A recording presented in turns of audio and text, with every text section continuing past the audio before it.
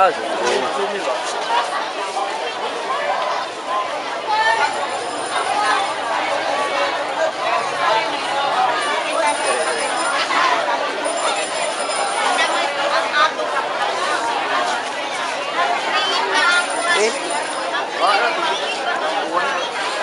Walik.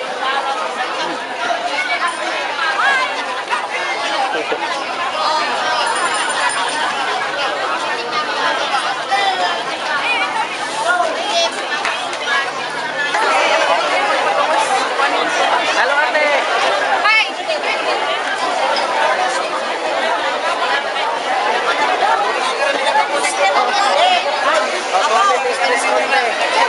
Kami sa preskon.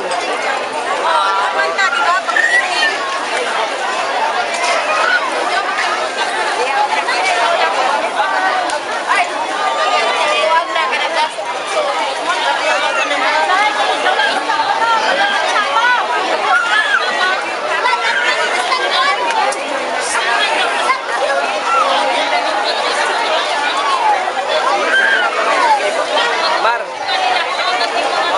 Ay na lang, kunya na.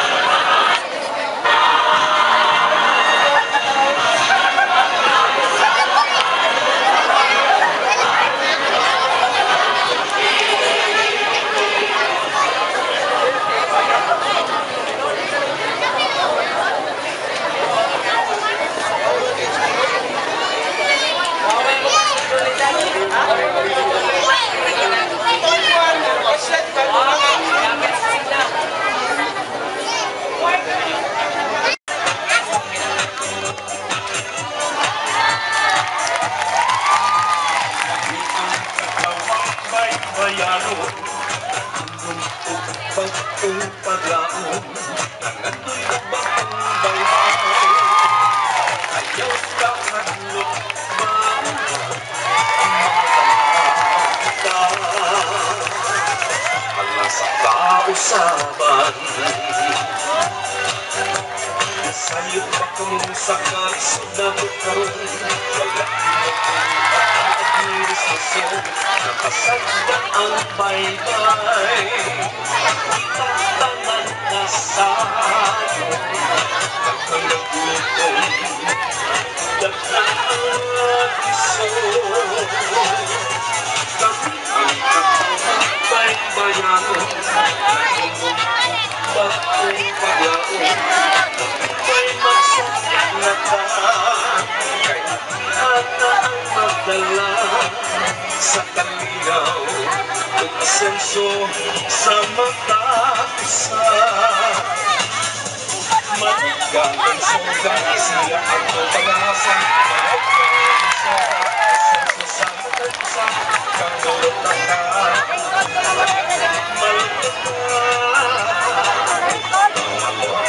soga tanggalot na ta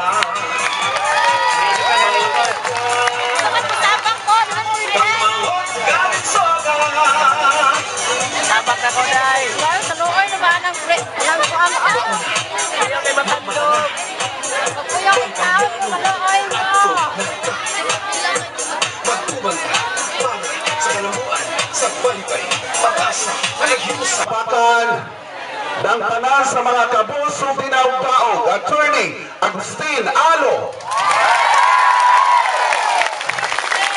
Umanusap ka na po ang kalinaw kahansay. Eric Avila.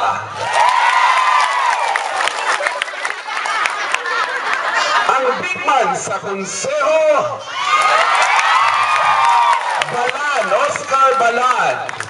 Banusap ka na to karong gabi una, Mrs. Palengke, Baby Gatrahan. Okay. Banusap ka na to, kung kurap ka, lagot ka, Virgie Dumagi. Aniya sa bupag kanato karong gabi una ang magmatinud-anon halang sa kausaban. Na ba? Wadi ay. Okay, kauban hapon nato siya, siyempre. Aniya ang manusabang Mr. Agrikultura Biting Militores. Maka-Diyos, makamasa. Nunez.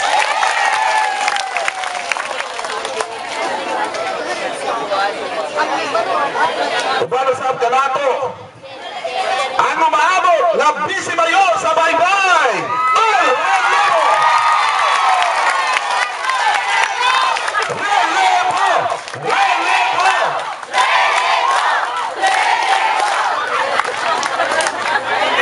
Ugang babay. Nabi barog. Huwag kayo nahadlok. Ang babay. Naba diha? Miga Malot Veloso.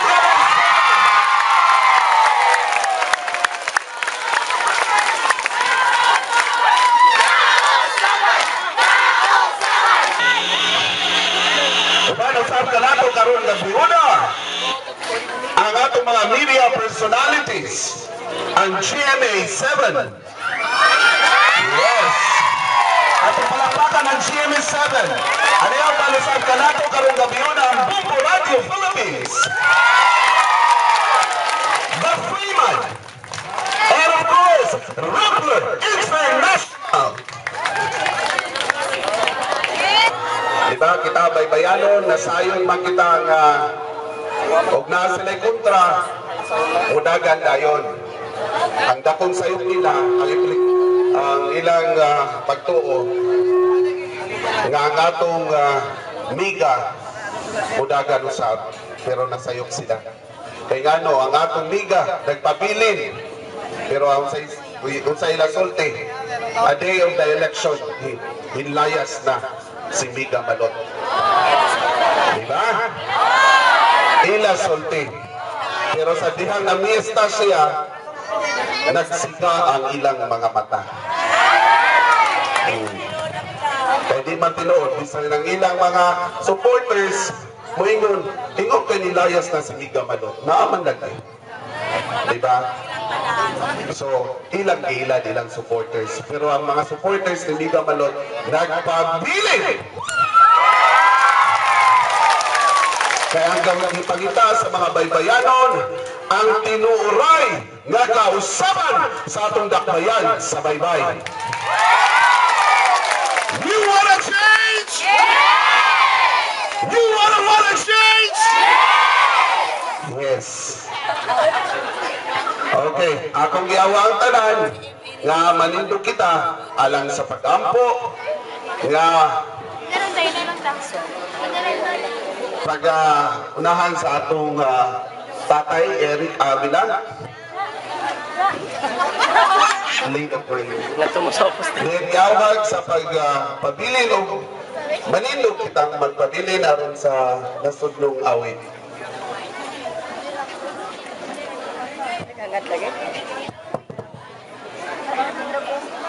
Atong iyukbok ang atong presensya ngadto sa atong langit nung Atong tawagon ang babay nga mibarog alang sa kausaban sa dakbayan sa baybay.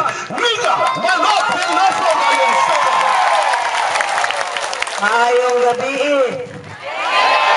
Kasabot ko, siguro nangutana mo, ngano hilo man kaayo ang Team Malot paghuman sa Medapay nga pinili ay.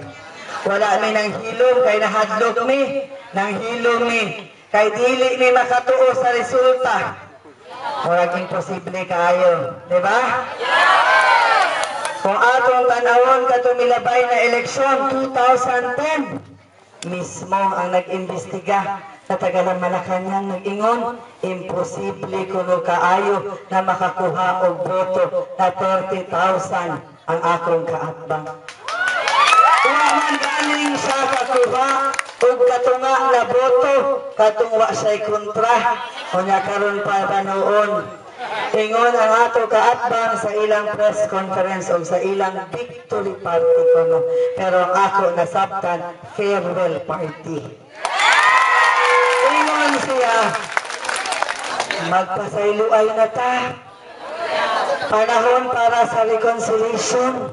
Dawato na lang kuno sa mga napildi ang ilang kapildihan.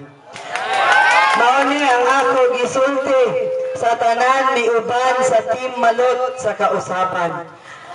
Unsa may ako sulti ninyo? Naingon, nagdaghan kayo mo ng hila. Unsa ay ako sulti ninyo Gamalot? Ingon ko, diba, ayaw mo kaguol. Kaya ako mismo di ko katuo.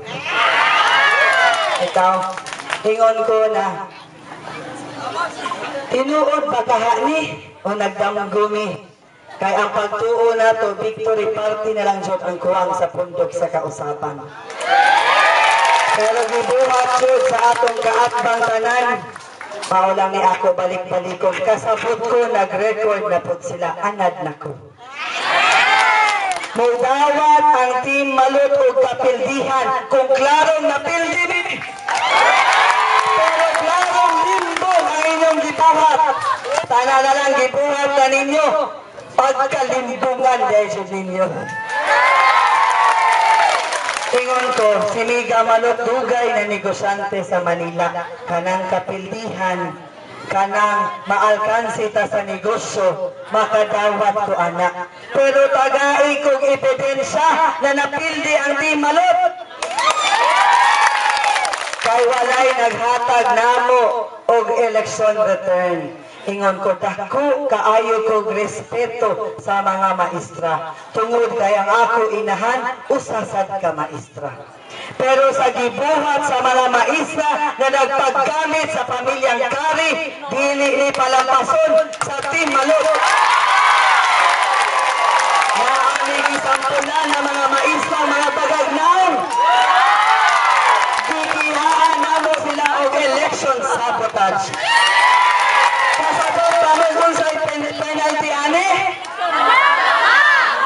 Non-bailable o tibuok kinabuhi silang mapriso. Tungod sa pagdawat nila og 10,000 pesos sa pamilyang kami. Naana kami gigumitan na unong ka maestra na nakadawat og 10,000 pesos sa mga kari. Pag-shoot pa doon ninyo. 10,000 naman di ay ang inyong dignidad. Ingon sila, nanghilak ang mga supporters. Miga Malot, napalit man ang atong mga kauban og 800 pesos. Unsay tubag ni Miga Malot? Dili ko mutuo na napalit og 800 pesos ang mga paypayanon. Kay kasabot ko, kung na mapalit nila og 800 pesos ang mga paypayanon, di inaunta nila i-manipulate ang signal sa PICOS machine.